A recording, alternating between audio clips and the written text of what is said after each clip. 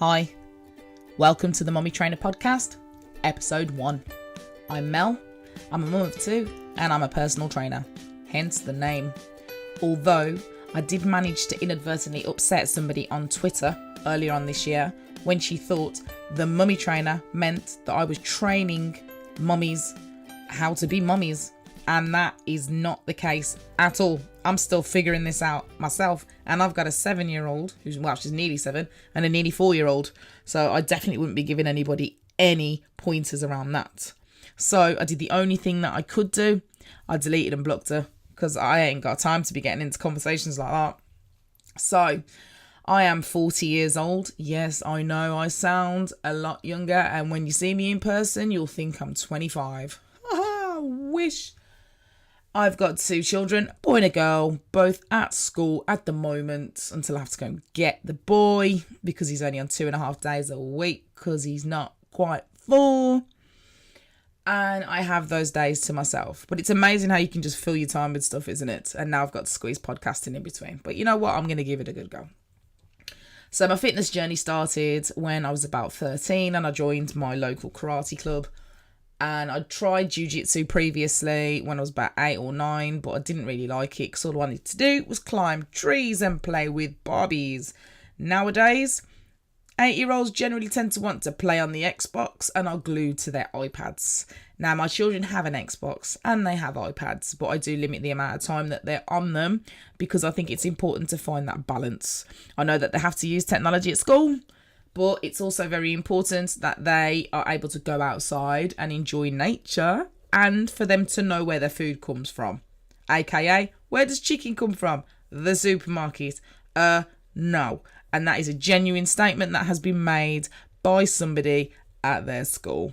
But I'm not going to name and shame because that's not what this podcast is about. So anyway, joined the karate club when I was 13.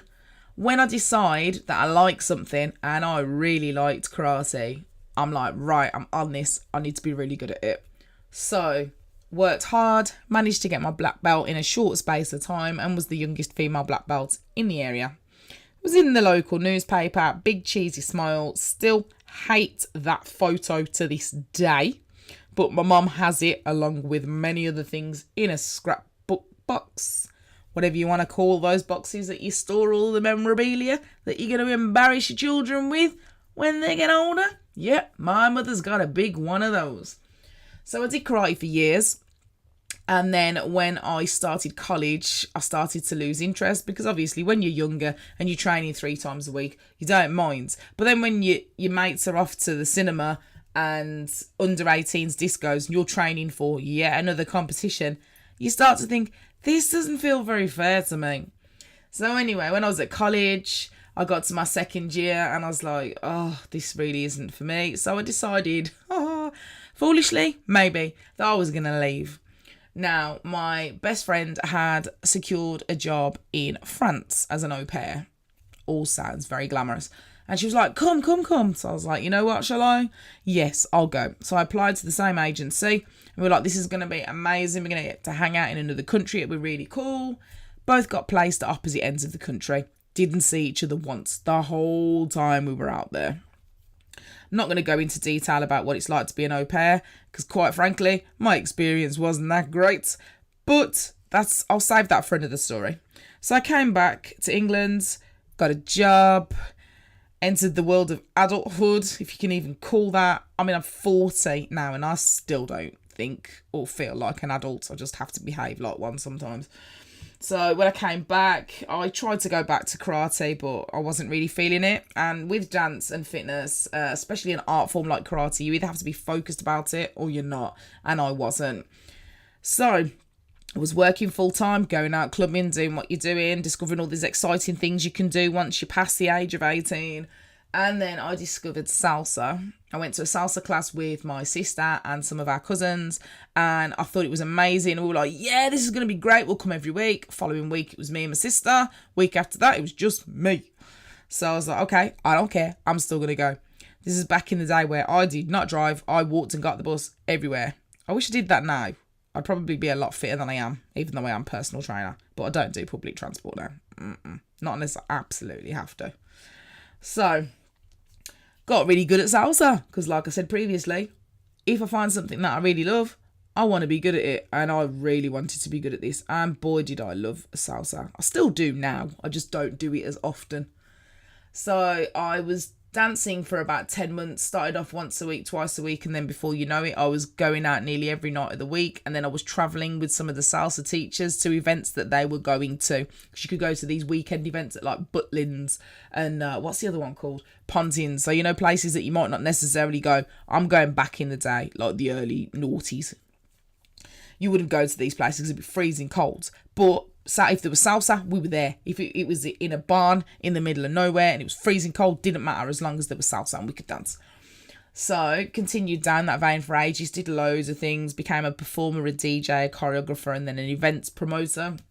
And I met my husband, and he got involved in salsa as well because he used to be a house DJ, and then I got him into the salsa scene and he started DJing. So we used to travel everywhere together. I'd teach, he'd DJ. Amazing. Went everywhere. Used to go to New York a couple of times a year, all over Europe. Loved it. So I was teaching salsa, and I was also teaching reggaeton, which is like a Spanish type of hip hop, or a Latin form of hip hop. It's very funky. Lots of hip and butt action. And a couple of my students said to me, "Oh, you need to check out this thing called Zumba." I'm like, "What is that? Zumba? I've never heard of this before in my life." So I went on YouTube, saw a video. I was like, "Oh, this looks all right." Booked onto a course in the middle of nowhere, because this was at a stage where nobody knew what Zumba was. So I had to travel up to Leeds to where one of my best mates lives, hi Nikki, and stayed at hers. And then my husband had to drive me to Shipley. I still don't even know where that is now. And I did my course in a big studio with about 50 other people. And we were all probably the first in our areas to teach Zumba, because it was very low key. Not many people knew what it was, even though it'd been going a lot longer than 2009. That was when I qualified. Not many people in the UK knew about it. So I started classes. Classes weren't that great to begin with because nobody knew what I was teaching. And then over the Christmas period, Zumba got the rack together, got on some mainstream telly, and then before you knew it, bam, I had to employ instructors because I was really busy. So I set up a team of instructors, and then lo and behold, I found out I was pregnant with my daughter. So I had to employ 3 instructors in total to continue with the classes while I was off being all pregnant and stuff. Although I did teach up until I was 8.5 months pregnant. And then I had my daughter, and I also had a full-time day job in addition to all of this. I worked in human resources, can you believe it?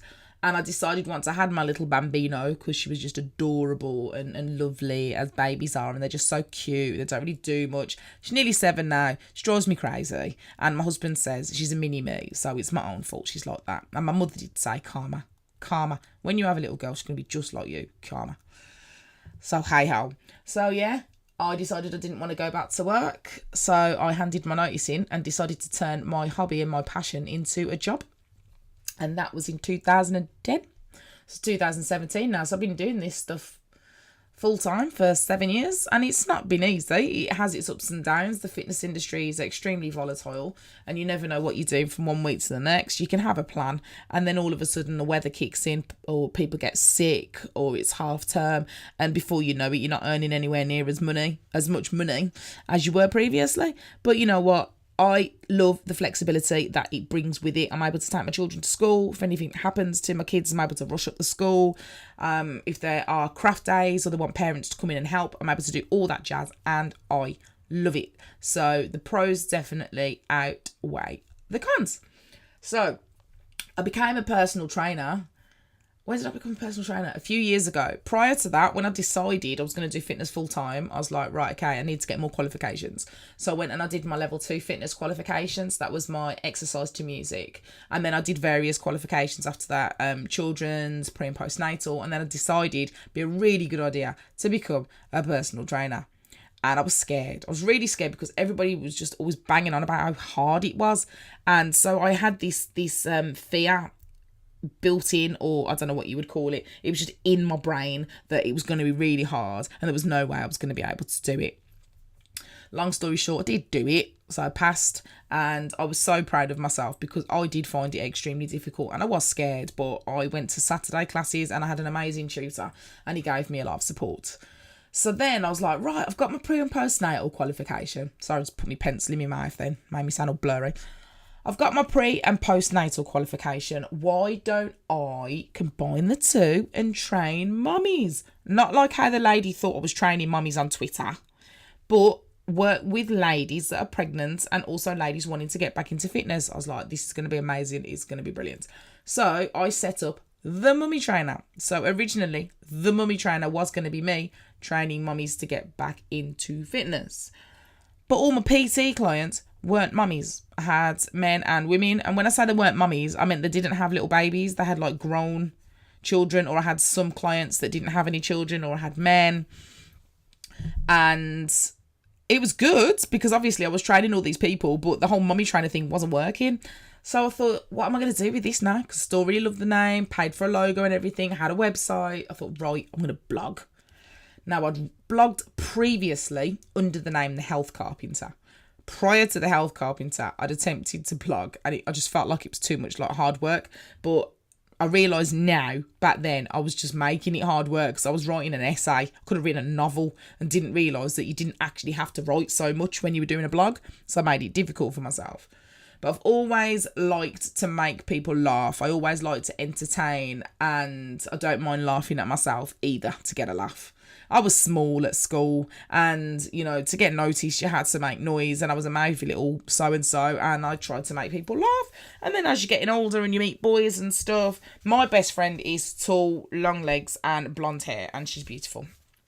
And she's a beautiful person inside and out as well. I'm blessed to have her as a best friend. I've actually got 3 best friends, but I'm not talking about that today. So I used to have to make myself get noticed in other ways when I was a teenager. So I became a comic.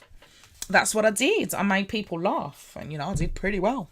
But we're not talking about that now, especially if my husband starts to listen. So I always enjoyed making people laugh, and when I used to teach salsa, I used to make people laugh. And then when I teach fitness, lo and behold, I make people laugh and make fitness fun, and then I make people want to come back.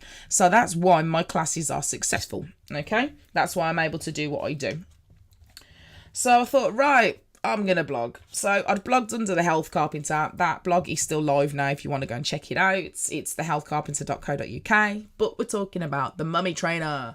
So the Mummy Trainer did start out as a website where I was advertising my services to ladies who were either pregnant and wanted to stay fit, or had just had a baby and wanted guidance and they wanted to train. But as you know, that didn't really go the way that I planned. So I started to write articles about fitness and health and my kids and just things that interested me really, and also my love of stationery, which I'm going to talk about that in a bit. So I started to write these articles for my blog and started to get a lot of people take notice, and then I started to get commissioned to write articles. So in amongst my humorous articles, I also write things like fitness implications for pregnant ladies, fitness implications for clients under the age of 16. So those kinds of articles were very much for instructors, so they could take some guidance. I wrote articles for gestational diabetes, where I have designed workouts for people to do. They could access that information online. I used to have my own newspaper column, had that for 2 years, and then I stopped. So I have a lot of writing experience. I've written for magazines and stuff, blah blah blah. I say blah blah blah. This episode is all about me. So I'd done all of that, and I really enjoyed the control that I had over the Mummy Trainer, because the Health Carpenter was very much review based, and I still do reviews, but the Mummy Trainer is my baby, and I can write about anything that I want, and people like what I do. With regards to personal training, I have one client now, and that is my 77-year-old mother. I take her to the gym every Tuesday. She does a 45-minute weight training session, and then she goes home and she feels really good about herself. And I am so proud of her for that. She is smashing it. She really is. So it just goes to show that anybody can do fitness. Anybody. So that brings me up to where I am now with my fitness journey. Before I pop off, I'm just going to explain a little bit about my stationery addiction. Now, you have people that like stationery. You have people that need stationery. And then you have people who are totally overwhelmingly in love with stationery. And that is me. Now, I'm saying that about myself. Yes, I am a self-confessed stationery addict, but if you ask any of my friends, they will tell you what would be the best thing to get, Mel, and they would say to you, a notebook and a packet of post-it notes, because I love them, especially the post-it notes that you can get in the different shapes. And to be honest, sometimes you have to get the other brands to post-it notes, because post-it notes, you ain't quite cutting it with all these shapes. I know you've got hearts and stuff, but you know, you need to be doing more like flowers and fishes and all that kind of jazz that I can only get from Home Bargains, yeah? And when we're talking about notebooks, I'm a bit fussy. Has to have a really good cover. Has to be a really nice cover. If it's got a decent quote on it and it's a good cover, I'll be looking at it, but I'll be checking inside for the quality of the paper.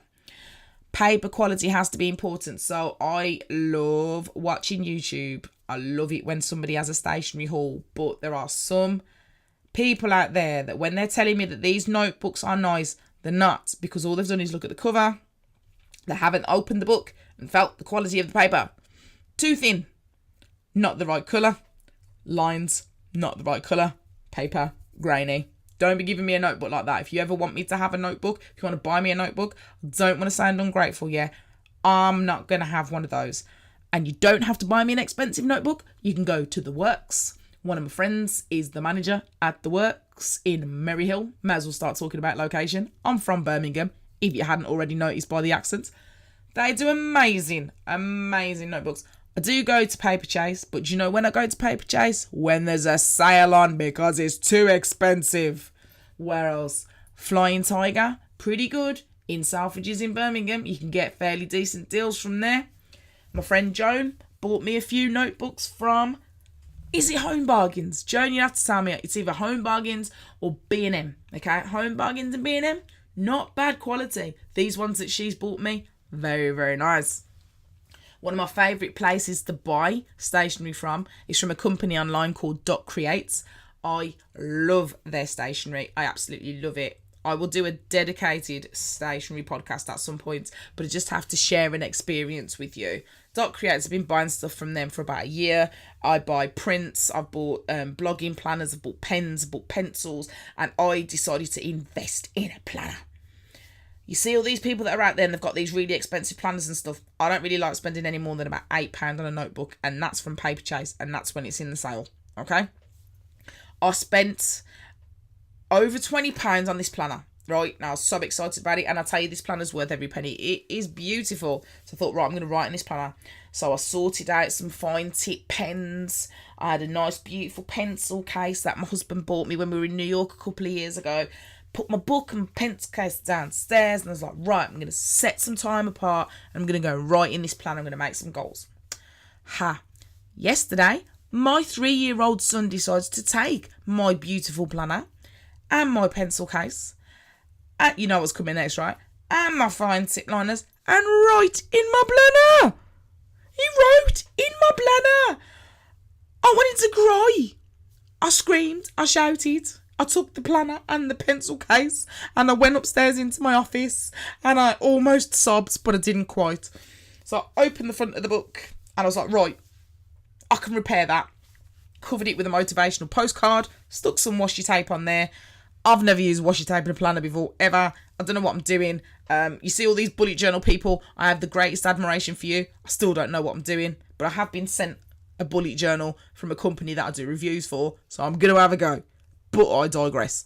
My planner. Right, I've rescued the first page. Great, that's fine. Wouldn't it have been terrible, as I'm turning the pages, if he'd have written inside the... It's written inside the planner. Or he'd taken a bright neon orange fine tip pen and he had scribbled over 4 pages, and he had taken one of my special planner stickers and he had stuck it randomly upside down on top of one of these pages. Oh my goodness, I did not discover this until I got back from teaching my class last night, so I thought I'd rescued my journal, when in fact I hadn't. But I got a pen and I wrote over the top of the scribbles, where you could still see the lines for your goals and everything else and your tips. And what my son actually did was he forced me to write in this book, because as a true stationery addict, as a stationery lover, I don't like writing in the beautiful journals or the beautiful planners or the beautiful notebooks. I just like looking at them and I like flicking through them. And if I am going to write in them, I need to have the right pen. I need to have the right timing. So there needs to be no kids about or anything else.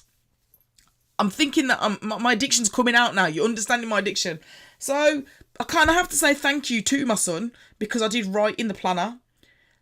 But I am still upset that he wrote in the planner before I did. But I'm going to get over it because it's an 18-month planner. And before you know it, I'll have forgotten about the first few pages anyway. And I won't ever have to look back at them. And I might have to stick them together. So don't need to look at them ever again. So that brings me to the end of my first episode of my podcast, The Mummy Trainer. And this episode was called All About Me. And indeed it was. So I hope you enjoyed it. I hope you found it entertaining. And until next time, Mummy Trainer out.